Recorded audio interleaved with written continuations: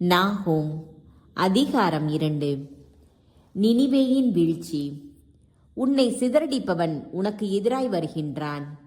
கோட்டை மதில்களில் வீரர்களை நிறுத்து, வழிகளில் காவலர்களை அமர்த்து. உன் இடையை வரிந்து கட்டிக்கொள், உன் படை வலிமையை மிகுதிப்படுத்து. இஸ்ரேலின் மேன்மை போலவே யாக்கோபின் மேன்மையை ஆண்டவர் மீண்டும் நிலைநாட்டுகின்றார். கொள்ளைக்காரர்கள் அவர்களை கொள்ளையடித்தனர், அவர்களின் திராட்சை செடிகளையும் அழித்து போட்டனர். எதிரியுடைய வீரர்களின் கேடயங்கள் சிவப்பானவை, அவனுடைய போர் வீரர் செந்நிற ஆடை உடுத்தியுள்ளனர். போர் அணியில் இயங்கும் தேர்ப்படையிலிருந்து தீப்பொறி பறக்கின்றது, குதிரைகள் போருக்கு துடிக்கின்றன. வெறி பிடித்தவனைப் போல் தேர்கள் தெருக்களில் ஓடுகின்றன. திறந்த வெளியில் அவை அங்கும் இங்குமாய் விரைகின்றன. தீப்பந்தங்களைப் போல சுடர்விடுகின்றன, மின்னலைப் போல பாய்கின்றன. படைத்தலைவர்கள் அழைக்கப்படுகின்றார்கள், அவர்கள் செல்லும்போது இடறுகின்றார்கள். கோட்டை மதில் நோக்கி விரைந்தோடுகின்றார்கள். காப்பு கருவி அமைத்தாயிற்று, ஆறுகளின் மதகுகள் திறந்துவிடப்பட்டன. அரண்மனை இடிந்து கரைந்தது.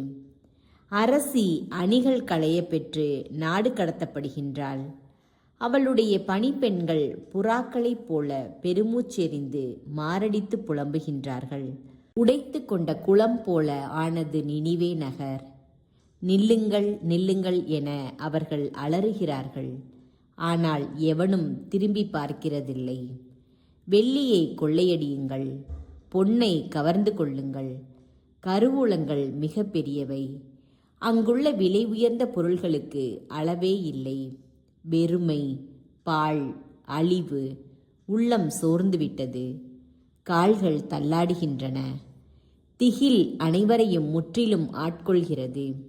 முகங்கள் எல்லாம் வெளிரி போகின்றன. சிங்கங்களின் குகை எங்கே? சிங்கக்குட்டிகள் உலாவும் உறைவிடம் எங்கே? அச்சமின்றி இருந்த தன் குட்டிகளுக்கு அது இரை தேடி கொணர்ந்து போட்ட இடம் இதுவன்றோ? சிங்கம் தன் குட்டிகளுக்கும் பெண் சிங்கத்திற்கும் தேவையான அளவு இரையை பீறி கிழித்து, இரையினால் தன் உறைவிடங்களையும் கிழித்த சதையால் தன் குகைகளையும் நிரப்பிற்று. இதோ படைகளின் ஆண்டவர் கூறுகிறார், உனக்கு எதிராக நான் எழும்புவேன், உன் தேர்களை சுட்டு சாம்பலாக்குவேன். உன் இளம் சிங்கங்கள் வாளுக்கு இரையாகும். நாட்டில் உனக்கு இரை இல்லாதபடி செய்வேன். உன் தூதர்களின் குரலை இனி யாரும் கேட்க மாட்டார்கள்.